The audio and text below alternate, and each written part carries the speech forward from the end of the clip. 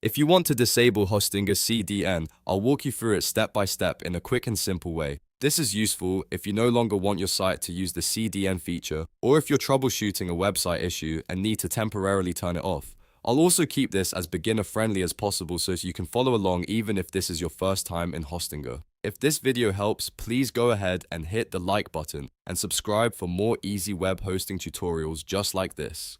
Alright, let's jump in.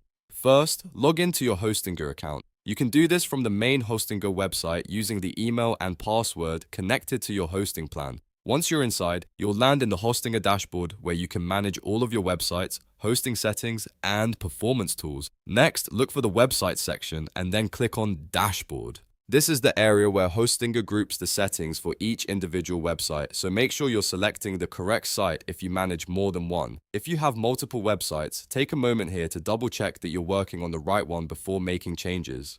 After that, find the performance option and click on CDN. CDN stands for Content Delivery Network, and Hostinger uses it to help speed up your website by serving content from locations closer to your visitors. That can be helpful for performance, but if you need to disable it, this is the menu where you do it. Once you're on the CDN page, you should see a toggle switch for CDN. All you need to do now is switch it to off. This tells Hostinger to stop using the CDN for that website. It's usually a very straightforward setting, so there's no complicated setup or technical command needed.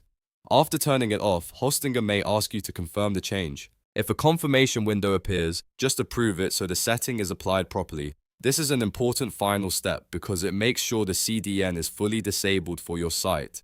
At this point, your Hostinger CDN should be turned off. If you were disabling it for troubleshooting, now is a good time to refresh your website and test whether the issue is resolved. If you were turning it off because you no longer want to use it, you're all set.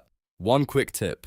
If your site was recently updated and you still see cached content, it may take a little time for changes to fully reflect everywhere. That doesn't always mean something went wrong, it just means caching can sometimes take a moment to settle after you disable CDN. And that's it. You've now learned how to disable Hostinger CDN in just a few clicks. If this tutorial saved you time, please give it a like. And don't forget to subscribe for more Hostinger walkthroughs, website setup tips, and simple tutorials that make hosting easier. Thanks for watching, and I'll see you in the next video.